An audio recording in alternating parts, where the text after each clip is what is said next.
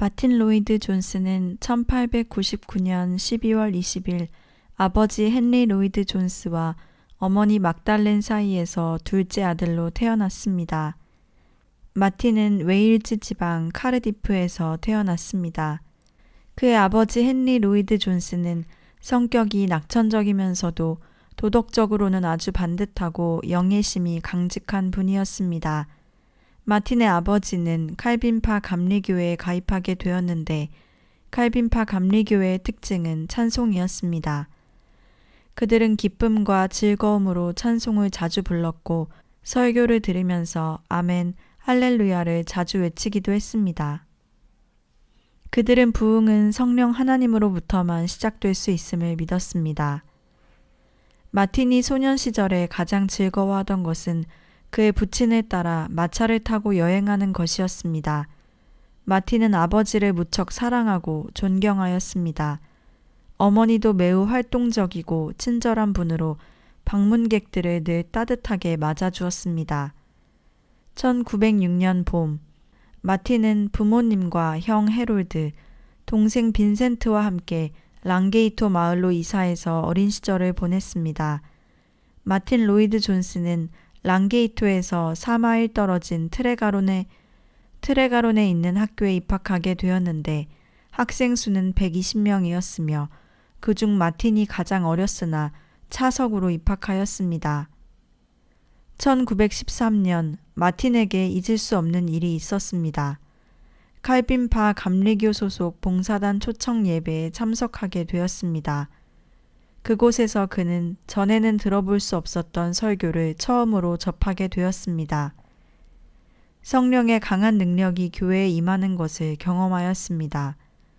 한 번은 토마스 윌리엄스 박사와 존 윌리엄스 박사가 설교했는데 깊은 감동과 신선한 충격을 받았습니다. 그런데 마틴의 행복했던 어린 시절에 먹구름이 다가왔습니다. 아버지의 사업의 위기로 가족이 떨어져 살게 된 것입니다. 마틴은 우유 배달을 하면서 어려운 가정 형편 속에서 열심히 공부해 나갔습니다. 그 결과 런던 대학교 고등부 시험에 우수한 점수로 합격하였습니다. 그리고 런던에서 제일 잘 가르치는 병원인 바돌로메 병원에서 의학 수업을 받을 수 있게 되었습니다. 마틴은 탁월한 의학 실력으로 인정받았습니다. 1921년 10월에는 의학 학사를 받고 바돌로메 병원에서 가장 유능한 의사 중 한 사람인 토마스 하더경 밑에서 일하게 되었습니다.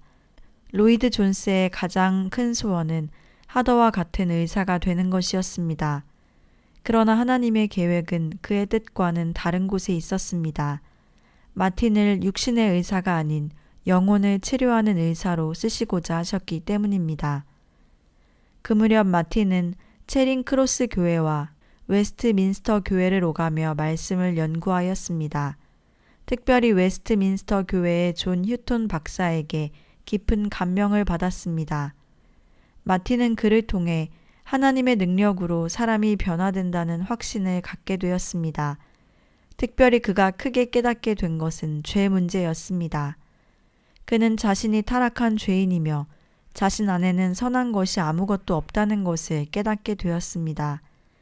마음과 뜻과 정성과 온 힘을 다하여 주 너의 하나님을 사랑하라 라는 구절에 어긋나는 삶이나 태도는 바로 죄이며 자신에게 일어나는 모든 고난과 많은 문제들과 질병들의 원인은 하나님을 미워하고 죄를 사랑하는 타락한 본성 때문임을 알게 되었습니다. 그 후 로이드 존스는 영적 각성에 대한 연설을 2번이나 하였습니다.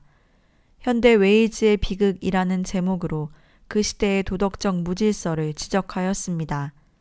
사람을 평가할 때 인격이 아닌 학위나 경제적인 부로 평가하는 경향, 신문의 자기 업적을 과시함, 찬송가를 오용함, 강단의 부패 등을 꼬집었습니다. 이 설교는 엄청난 파장을 일으켰습니다.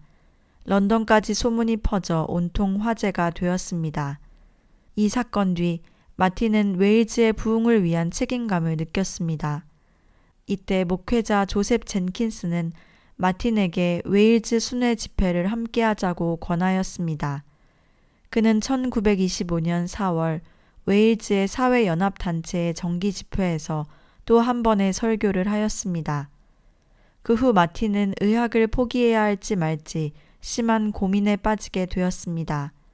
사실 그는 하더경의 병원 내에 개인 병원을 이미 세워서 중요한 연구 중에 있었습니다.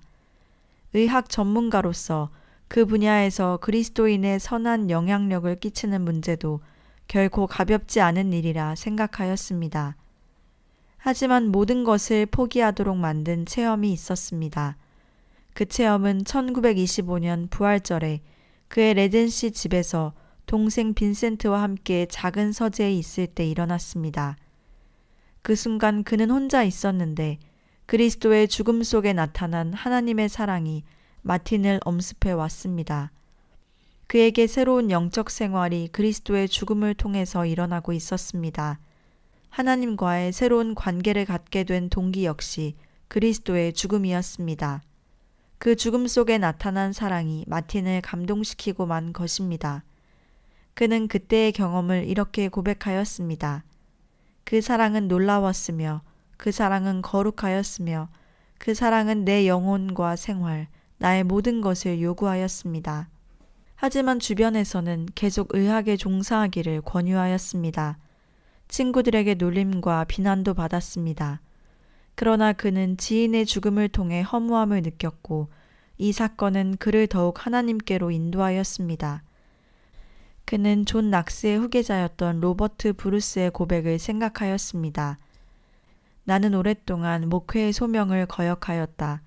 그동안 말을 타고 다니면서 얻은 것이 없고 말을 타지 않고도 얻은 것이 없다. 그저 양심의 가책만 받았을 뿐이다.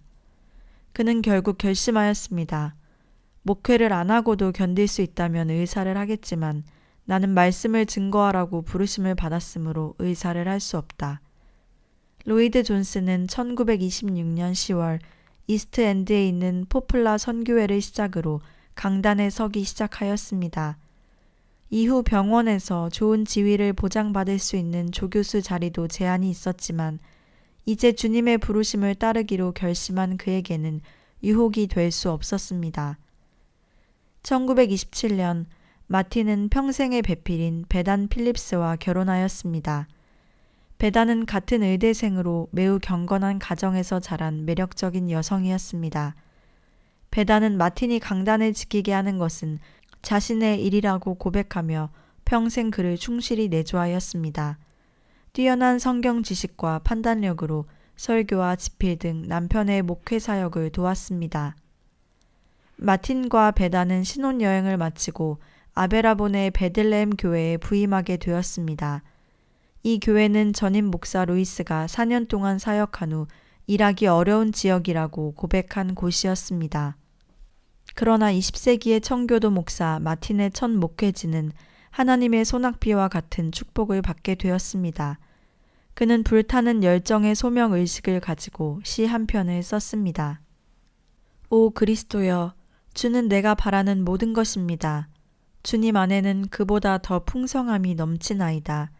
타락한 자를 일으키시고 힘이 없는 자를 붙잡으시며 병든 자를 치료하시고 눈먼 자를 인도하소서. 주님의 이름은 거룩하고 의로우시나 저는 불의뿐입니다. 저는 거짓되고 죄로 가득 찼으나 주님은 진리와 은혜로 가득하십니다. 그의 첫 목회 시절의 설교는 전도 설교였습니다. 그가 첫 10년간의 목회 기간에는 한 설교를 일주일 내내 몸소 손으로 쓰는 것이 그의 습관이었습니다. 로이드 존스는 강단에 설 때마다 복음이 가지는 놀라운 능력에 대해 담대하게 선포하였습니다. 그의 설교는 철저히 성경의 권위에 의존하였습니다. 성경은 정확무오한 진리의 유일한 원천이라는 것을 믿었습니다. 당시 신학생들 사이에는 성경을 무시하는 태도가 유행하였습니다. 이러한 분위기 속에서 로이드 존스의 설교 원리는 뚜렷하였습니다. 예수 그리스도와 그의 십자가에 못 박히신 것 외에는 아무것도 알지 아니하기로 작정하였느니라. 로이드 존스 목사는 칼빈파 감리교에 속해 있었지만 교파에 매이지 않기를 원했습니다. 즉 성도들을 회개시키고 거듭나고 성화되게 하는 데에 관심이 있었고 이러한 뜻을 같이 하는 목회자들과는 교파에 상관없이 교류하였습니다. 로이드 존스 목사는 부흥을 개인의 회개 속에 나타나신 거룩한 능력의 확장으로 보았습니다. 그러나 당시의 설교들은 그저 사람들을 위로해주고 즐겁게 해주는 내용들이 대부분이었습니다. 로이드 존스는 하나님이 인정하시는 설교는 복음 앞에서 인간을 회개하도록 하는 설교임을 믿었습니다. 그는 인간보다 하나님을 섬기라고 힘차게 설교하였습니다. 여기 사람과 하나님이 있습니다. 여기서 우리는 사람보다 하나님을 사랑하며 사람보다 하나님을 기쁘게 하며 사람보다 하나님을 순종해야 할 것입니다. 그의 설교는 웨일즈의 새로운 영적 부흥을 일으켰습니다. 베들레헴 교회에는 매주 예배당이 꽉 차도록 사람들이 모였습니다. 심지어 다른 교파의 사람들도 소문을 듣고 그들의 모임에 찾아왔습니다. 주일에는 2시간이 넘는 집회를 갖고 토요일에는 성경 공부를 하였습니다. 베들레헴 교회는 초대교회와 같이 한마음과 한뜻이 되어 자신의 것을 나누었습니다.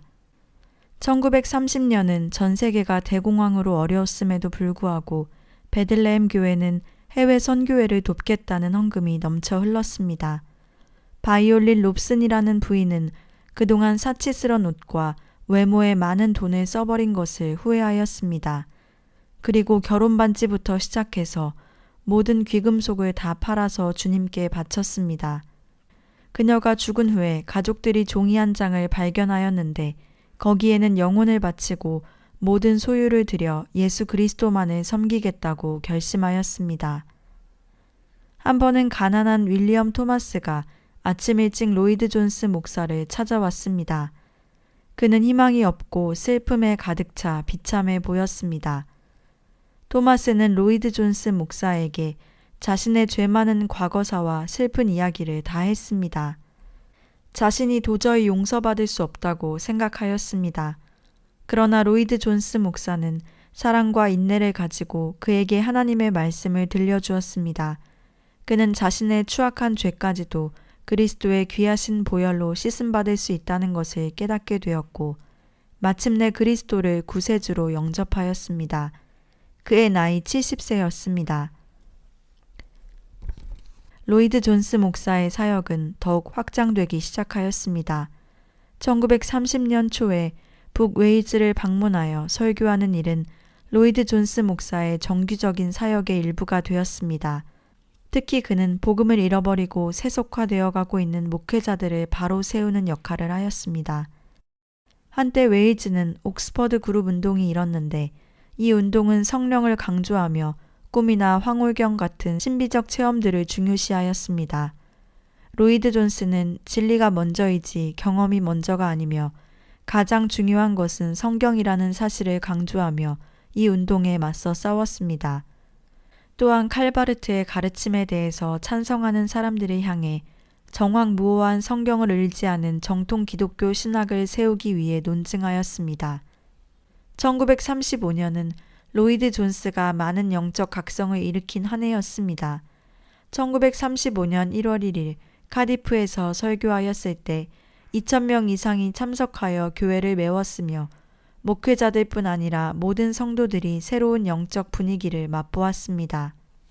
또한 다니엘 로울란드의 200주년 기념을 위해 랑게이토에서 드린 예배에는 7,000명의 성도가 참여하였으며 웨스턴 메일즈는 이 집회를 가리켜서 1904년의 부흥 이래 서부 웨일즈에서 볼 수 있었던 가장 놀라운 예배라고 하였습니다. 이런 사실에 대해 로이드 존스 목사 자신은 겸손하였습니다. 그는 이렇게 말했습니다. 예수 그리스도와 그의 십자가에 못 박히신 것 외에는 아무것도 생각지 않습니다. 오직 저의 모든 일은 하나님의 주권에 달린 것입니다. 인간의 전적 타락과 전적 무능력, 하나님의 아들 예수 그리스도의 구속적인 죽음과 영광의 부활, 이것만이 인간 구원의 유일한 희망인 것입니다. 1936년 그가 해외 순회 집회를 마치고 돌아왔을 때 웨스트민스터 교회에서 몇 달 동안 도와달라는 연락이 왔습니다. 지난 11년간 아베라본은 천국의 영광을 체험하게 만든 영적 고향과 같은 곳이었습니다. 그러나 이제는 떠날 시간이 되었다는 것을 그는 깨달았습니다. 당시 영국 국립신문은 그의 목회를 이렇게 평가하였습니다.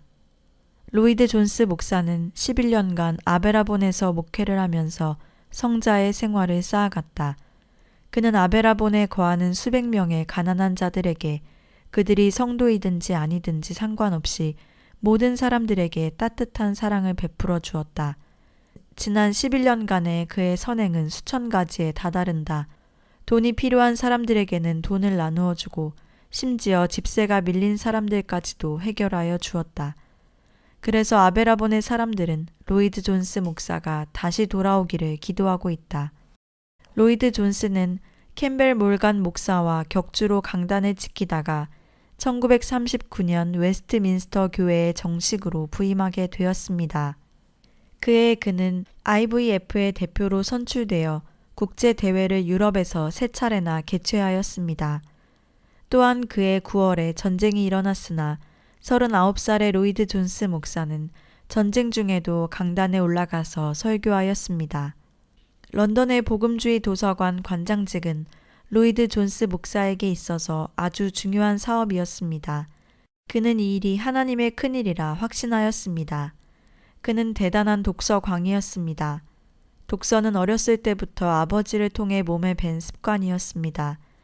독서는 그의 일과였고 즐거움이었으며 생애의 한 부분이었습니다. 그는 해변가에서 가족과 함께 휴가를 즐기면서도 영적 독서하기를 좋아하였습니다. 그러나 독서를 통해 지식을 얻기 위해 책을 읽어서는 안 된다고 말했습니다. 독서를 통해 자기 성찰을 하였고 마음속 깊이 받은 감동을 간직하였습니다. 책을 통해 사람들을 더 이해하게 되었고 이로 인해 사람들을 돕는 방법을 터득하였습니다. 그는 신학 서적과 경건 서적을 즐겨 읽었지만 무엇보다 성경을 열심히 읽었습니다.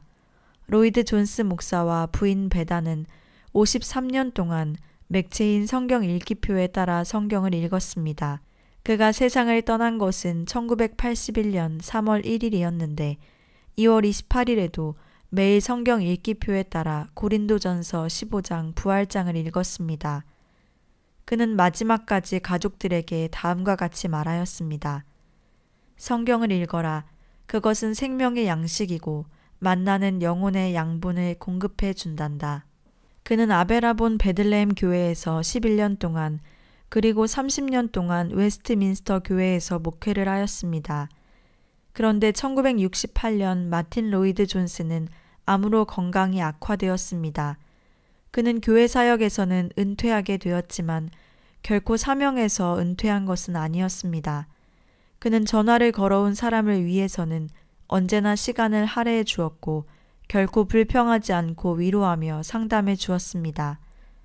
그동안의 설교를 정리하여 출판하는 일은 그가 가장 힘쏟는 일이었습니다. 텔레비전에도 출연하여 복음을 전하였고 그의 격려가 필요한 사람들이 모인 교회에 가서 설교하는 일도 잊지 않았습니다. 1980년에는 건강이 너무 나빠져서 설교를 할 수 없게 되었습니다. 암으로 인해 너무나 약해져서 걷는 것조차 고통스러웠습니다. 마지막에 그는 목소리를 잃기는 했지만 감사하게도 그의 정신은 끝까지 온전하였습니다. 그는 자신이 무슨 생각을 하고 있는지 모두가 알 수 있도록 노트에 힘들게 글씨를 썼습니다. 그의 마지막 메시지 중 하나는 건강을 위해 기도하지 말아라. 내가 영광에 들어가는 것을 막지 말아라 였습니다. 그는 1981년 3월 1일 그가 사랑하는 웨일즈의 국경일에 조용히 눈을 감았습니다. 웨일즈에 있는 그의 무덤의 비석에는 다음과 같은 성경 구절이 적혀 있습니다. 내가 너희 중에서 예수 그리스도와 그의 십자가에 못 박히신 것 외에는 아무것도 알지 아니하기로 작정하였습니다. 이 메시지는 로이드 존스 목사의 일생 동안 그의 가슴 속에 자리 잡고 있는 말씀이었습니다.